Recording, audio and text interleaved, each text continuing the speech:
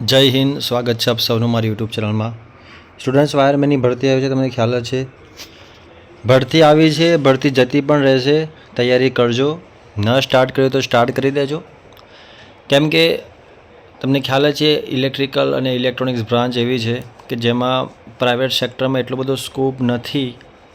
છે સ્કોપ, પણ ટાઈમિંગ તમને ખ્યાલ જ છે કંપનીનો લગભગ 10 થી 12 કલાક તો મિનિમમ તમારી જોડે કામ કરાવશે જ કંપનીવાળા. એટલે બેટર છે ગવર્મેન્ટની તૈયારી કરવી. અને ખ્યાલ જ છે કે વાયરમેનની ભરતી આવી છે, સારામાં સારી તૈયારી થઈ શકે છે જો તમે સમય આપશો તો.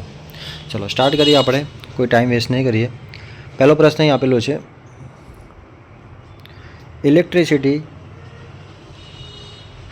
ઇલેક્ટ્રિકલ વાયરિંગ અને ઇલેક્ટ્રિકલ સંબંધિત કામ કરવા માટે રાજ્ય ઇલેક્ટ્રિસિટી બોર્ડના સત્તાધીશ દ્વારા યોગ્ય ઉમેદવારને ઇલેક્ટ્રિક કાર્ય કરવા માટેની પરમિશન આપવામાં આવે છે.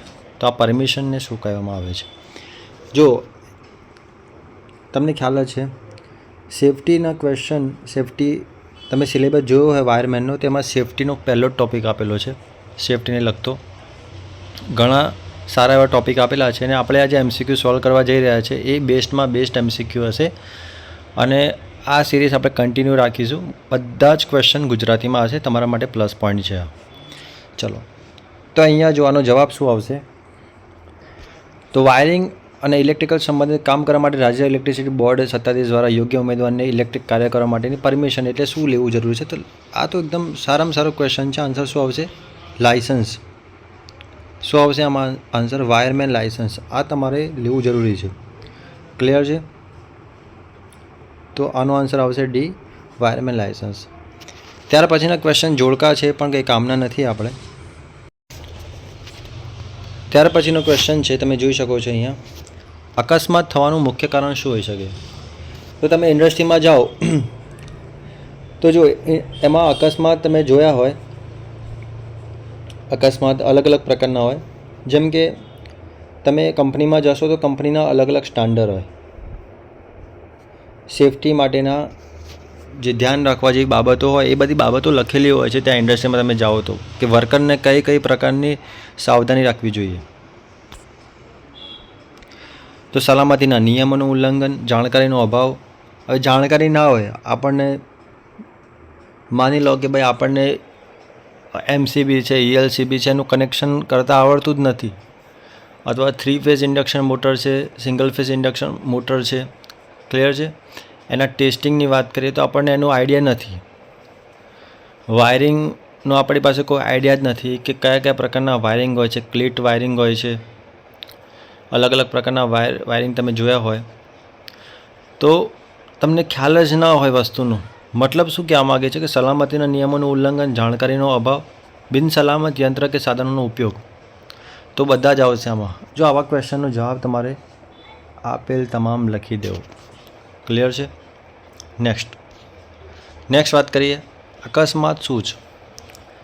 જો આવા ક્વેશ્ચન બી પૂછાય છે. અકસ્માત મેઇનલી જો કરંટ લાગવાથી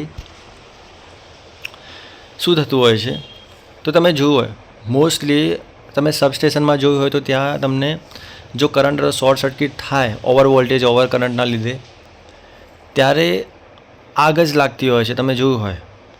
હવે એ નોર્મલ ના હોય, એવી ભયંકર આગ લાગતી હોય છે જેનાથી માનવી જે વ્યક્તિ હોય છે, જે તે વર્કર હોય છે, જે કામ કરતો હોય છે, એની ચામડી પણ બળી જતી હોય છે. આ ઘટનાનો વિડીયો મેં થોડા દિવસ પહેલાં જ જોયો હતો, જેમાં એક વ્યક્તિ સબસ્ટેશનમાં કામ કરતો હોય છે અને અચાનકથી બ્લાસ્ટ થાય છે. તો ત્યાં એ વ્યક્તિની ચામડી જે છે 80% જેટલી આગથી બળી ગયેલી હોય છે, બળી જતી હોય છે. એ વ્યક્તિ એક જ દિવસ, માત્ર તે સિવિલ હોસ્પિટલમાં એક જ દિવસ એ માણસ જીવ્યો છે. અને એ માણસ જે દિવસે જીવ્યો એ વખતે એને નિવેદન આપ્યું હતું. બીજા દિવસે એ વ્યક્તિ સવારે એનું મૃત્યુ થઈ જતું હોય છે, કેમ કે એની જે અસર છે ધીમે ધીમે થતી હોય છે. ક્લિયર છે? તો અહીંયા પ્રશ્ન શું પૂછ્યો? અકસ્માત એ તો અનિયોજિત ઘટના છે, અનિયંત્રિત ઘટના છે, અનિચ્છનીય ઘટના છે. તો આ બધી વસ્તુઓ જે છે આવશે, એટલે કે આપણો આન્સર જે આવશે શું આવશે? ડી આવશે. ક્લિયર? ધ્યાન આપજો. નેક્સ્ટ વાત કરીએ, કાર્ય કરવાની સૌથી સલામત રીત કઈ? હવે તમે કાર્ય એટલે કયા પ્રકારનું કાર્ય કરો? તમે વાયરમેન હોય તો તમારા વાયરમેનની જેટલી બી લાઈનો હોય એ તમારે ચેક કરવાની હોય. ક્લિયર છે? તમારે લાઈન ચેક કરવાની થાય ત્યારે તમારી પાસે જે જરૂરી ઇક્વિપમેન્ટ હોય છે, જેમ કે ટેસ્ટર હોય છે, પક્કડ હોય છે. ક્લિયર છે? ટેસ્ટર તમારી પાસે હોવું જરૂરી છે, જેનાથી તમને ખ્યાલ આવે લાઈન ચાલુ છે કે બંધ છે.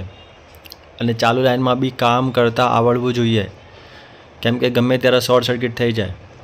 ક્લિયર છે? તો કાર્ય કરવાની સૌથી મોટી સલામત રીત કઈ? પરીક્ષામાં એમ પૂછાય. તો કામની યોગ્ય અને અસરકારક ઢબ. આન્સર શું આવશે? એ આવશે. યાદ રાખજો, કાર્ય કરવાની સૌથી સલામત રીત કઈ? તો કામની યોગ્ય અને અસરકારક ઢબ.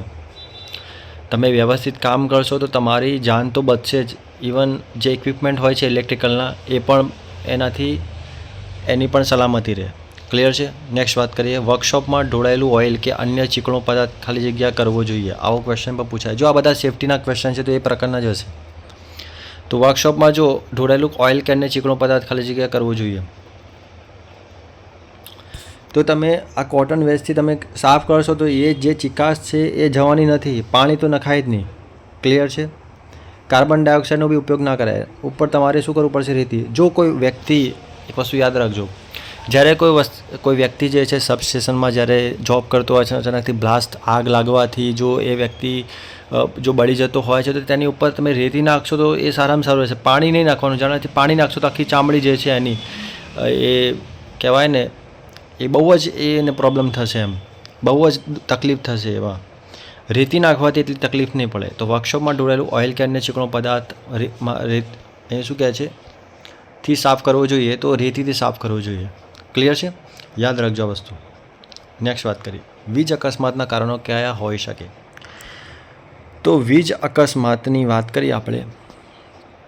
કામ ચલાવો કાચા વીજ જોડાણ કે લૂઝ કનેક્શન. જો અમુક કનેક્શન એવા કરેલા હોય ને ભાઈ, અમુક જે એન્જિનિયર હોય, અમુક જે આઈટીઆઈ જે જોબ કરતા હોય છે, બરાબર, એમને એટલો બધો કામનો અનુભવ હોતો નથી, તેમ છતાં એમને મોટી મોટી જવાબદારી આપી દેવામાં આવે છે. તો લૂઝ કનેક્શન હોવાથી પણ તમે જોયા હોય કંડક્ટર. ક્લિયર છે? તો એ થ્રી ફેઝ જે સિસ્ટમ હોય છે એમાં જ તમને ખ્યાલ જ છે કે જો પ્રાઇમરી ટ્રાન્સમિશન હોય છે એ સિંગલ ફેઝ પર હોય અને ડિસ્ટ્રીબ્યુશન સિસ્ટમ જે હશે એ 3 ફેઝ પર હોય છે. તમને ખ્યાલ જ હશે આ વસ્તુ. તો એમાં જો તમે, અને એ હાઈ વોલ્ટેજ હોય છે, એનું લૂઝ કનેક્શન હોય, તમે વિચારો 11 kV, 33 kV, 33 kVના જે લાઈન જતી હોય. ક્લિયર? તો શું હાલત થાય એમાં જો કનેક્શન લૂઝ હોય, જો જેનાથી મતલબ આઈટીઆઈના કોઈ વ્યક્તિ જે છે એને ભૂલથી ટચ કરી લે તો શું હાલત થતી હોય. અયોગ્ય રેટિંગનો ફ્યુઝ. તો ફ્યુઝનું બી રેટિંગ હોય છે. ક્લિયર છે? અલગ અલગ પ્રકારના ફ્યુઝ હોય છે. વીજ સાધનોનું અર્થિંગ ન કરવું. એટલે આ બધી બાબતો આવશે અહીંયા. ક્લિયર? થોડું લોજિક લગાવો તો તમને આન્સર મળી જાય. અર્થિંગ તો કરવું જરૂરી છે. ક્લિયર છે? વીજ સાધનોનું અર્થિંગ કરવું જરૂરી છે. નેક્સ્ટ વાત કરીએ. 9મા નંબરનો ક્વેશ્ચન. નીચેના પૈકી કયું સાધન વ્યક્તિગત સુરક્ષા પીપીઈનું છે?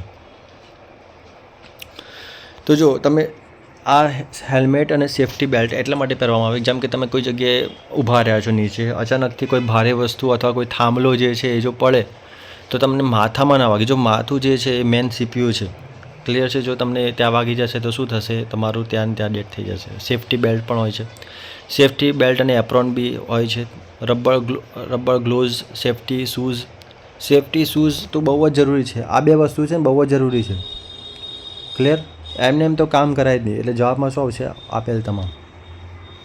ચલો નેક્સ્ટ વાત કરીએ. 10મા નંબરનો પ્રશ્ન. ધૂળ કે અન્ય કચરાના રસકણને શરીરમાં પ્રવેશતા અટકાવવા માટે પીપીઈના કયા સાધનનો ઉપયોગ કરવો જોઈએ? તો આનો જવાબ શું આવશે? અહીંયા શું કહે છે? જો એક વસ્તુ સમજો તમે. હવે આ જે છે આ રસકણો ક્યાં પ્રવેશે તમે સમજો. હેલ્મેટ છે, હાથનામાં સેફ્ટી શૂઝ છે, માસ્ક, નાક દ્વારા મોઢા દ્વારા જ આ જે છે એ જતા હોય છે શરીરની અંદર. તો જવાબ તમે વિચારો કે માસ્ક જ પહેરવું જોઈએ. માસ્ક મોઢા પર પહેરીએ છીએ આપણે, કેમ કે તે નાકનો ભાગ અને મોઢાનો ભાગ હોય. તો તમને આન્સર પણ થોડું વિચારીને તમે જો આન્સર તમે સમજો, મતલબ ક્વેશ્ચન સમજો, તમે આન્સર ઇઝીલી તમે આપી શકો. ક્લિયર છે? આન્સર શું આવશે? તો માસ્ક આવશે. નેક્સ્ટ વાત કરીએ. ઇલેક્ટ્રિકલ કામ કરતી વખતે તો જો ડીપી કે ડીપીવી સ્વિચથી સપ્લાય ડિશ કનેક્ટ કરો, રબરના ઇન્સ્યુલેશનવાળા બૂટ પહેરવા, સીડી પર ચડતી વખતે સીડી પકડવા માટે સહાયક વ્યક્તિની મદદ લેવી. એટલે તો બધા આન્સર જે આવશે શું આવશે આમાં? તો ડી આવશે. ક્લિયર છે? નેક્સ્ટ વાત કરીએ. તમારી ફ્યુઝ થયેલો લેમ્પ કે ખરાબીવાળો ફેન બદલવો છે તો કાર્ય માટે નીચે પૈકી કઈ સલામત વ્યવસ્થા ગણી શકાય? આવા ક્વેશ્ચન પૂછાય. જો વાયરમેનની ભરતી છે તો જો તમારે શું કરવાનું રહેશે? કોઈક ઓફિસ હોય, સરકારી કોઈ ઓફિસ હોય, ત્યાં તમારે પંખો બદલવાનો હોય, ત્યાં તમારે લાઇટ બદલવાની થાય.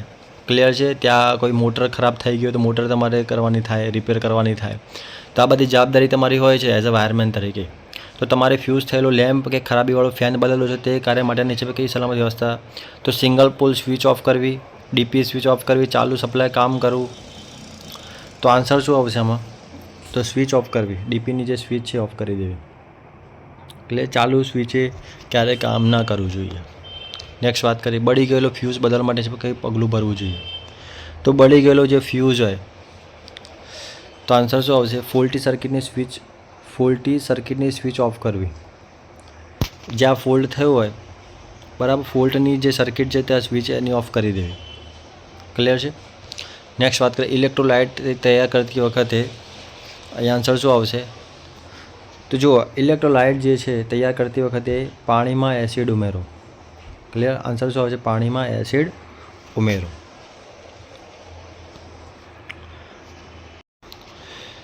નેક્સ્ટ વાત કરીએ. ઇલેક્ટ્રોલાઇટ તૈયાર કરતી વખતે રક્ષણ માટે શું પહેરવું જોઈએ? તો શું પહેરવું જોઈએ? તો આન્સર આવશે તો જો રબર ગ્લોવ્સ અને ક્લિયર ગ્લાસ, આ બે વસ્તુ તમારે પહેરવી જોઈએ. નેક્સ્ટ વાત કરીએ. મેન્યુઅલી રીતે લોડને ઉચકીને અન્ય જગ્યાએ લઈ જતી વખતે થતી ઈંજાનું કયું કારણ હોઈ શકે? ચાલો, તો આન્સર શું આવશે? તો લોડને ઉચકવાની ખોટી પદ્ધતિ હોય, લોડને સાથે ઠેસ વાગવાથી, લોડ સાથે કોઈ પદાર્થ અથડાવાથી. તો આન્સર શું આવશે? ઉપરોક્ત તમામ. સેફટીના ક્વેશ્ચન આવા તમને જોવા મળશે. ક્લિયર છે? એટલે ધ્યાન આપજો.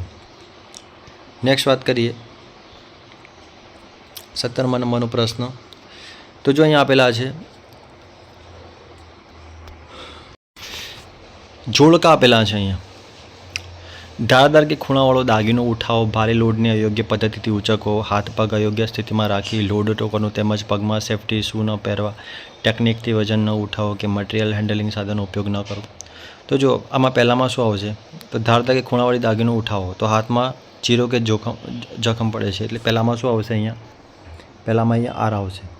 બીજા, ભારે લોડને અયોગ્ય પદ્ધતિથી ઉચકો, તો શું આવશે? અહીંયા કરોડરજ્જુ કે કમરમાં મોચ આવે, સીધી વસ્તુ છે. બીજામાં શું આવશે? એસ આવશે. ત્રીજામાં શું આવશે? તો હાથ પગ અયોગ્ય સ્થિતિમાં રાખી લોડ ઉઠાવો તેમજ પગમાં સેફટી શૂ ન પહેરવા. તો અહીંયા શું આવશે? હાથ કે પગ દબાઈ જાય છે, તો અહીંયા પી આવશે. અને ટેકનિકથી વજન ન ઉઠાવો કે મટીરિયલ હેન્ડલિંગ સાધનનો ઉપયોગ ન કરવો, તો અહીંયા શું આવશે? ક્યુ આવશે. વજનને ઉચકવામાં મુશ્કેલી પડે. ક્લિયર? તો આ તમારા આન્સર છે. નેક્સ્ટ વાત કરીએ. વાગવાથી લોહી નીકળે કે છોલાઈ જાય ત્યારે નીચેના પૈકી કયા પ્રવાહીથી સાફ કરશો? મોસ્ટ ઇમ્પોર્ટન્ટ ક્વેશ્ચન છે. આન્સર આવશે ડેટોલ કે સેવલોન. ક્લિયર છે? વાગવાથી ઘા લાગે ત્યારે નીચેના પૈકી કઈ પેસ્ટ લગાડવી જોઈએ? તો આન્સર આવશે BNC એટલે બેટાડીન અને સોફ્રામાઇસિન ટ્યુબ આવે છે. આ બહુ ફેમસ ટ્યુબ છે, હું પણ એનો યુઝ કરું છું. તમારે બી કરવો જોઈએ વાગે ત્યારે. અને લાસ્ટ ક્વેશ્ચન છે. આંખમાં અણુ કે કરચ પડે ત્યારે શું કરશો? તો અહીંયા આવશે આન્સર ડી આવશે. એટલે કયા આવશે? આંખમાં ખૂબ પાણી છાંટવું અને આંખોને પાણીમાં રાખી પટપટાવી. જો આપણે 20 ક્વેશ્ચન તો ડિસ્કસ કર્યા, અને જો તમને સારી લાગે આ સિરીઝ તો તમે લાઇક કરો, ચેનલને સબસ્ક્રાઈબ કરી દો. ક્લિયર છે? અને આગળ શેર કરો. આની હું એટલી આશા રાખું છું કે તમે 50 તો મિનિમમ લાઇક કરશો જ, અને 500 થી 600 જો વ્યૂઝ આવશે તો જ આપણે આગળ નવી સિરીઝ એટલે કે 21થી આપણે બીજા ક્વેશ્ચન ડિસ્કસ કરીશું. મારો ટાર્ગેટ એવો છે કે હું મિનિમમ 1000 પ્રશ્નો ડિસ્કસ કરું, અને આ 1000 પ્રશ્નોમાંથી જ તમારી એક્ઝામમાં પ્રશ્ન પૂછાશે. ક્લિયર છે? પણ જો તમારો બી સપોર્ટ જોઈએ મને. ક્લિયર છે? તમારે ચેનલને આગળ સુધી તમારા મિત્રો સુધી શેર કરવાની છે, લાઇક કરવાનો છે વિડીયો, અને ચેનલને જરૂરથી સબસ્ક્રાઈબ કરજો. ક્લિયર છે? થોડા સમયમાં એક્ઝામ આવી જ જશે. તૈયારી સ્ટાર્ટ ના કરી તો સ્ટાર્ટ કરી દેજો. ક્લિયર છે? હવે તમારી પાસે બિલકુલ સમય નથી, આ ભરતી આવી છે, હવે 2 થી 3 વર્ષ પછી આવશે એ પણ કોઈ એનું નક્કી નથી. ક્લિયર છે? ઓકે, જય હિન્દ.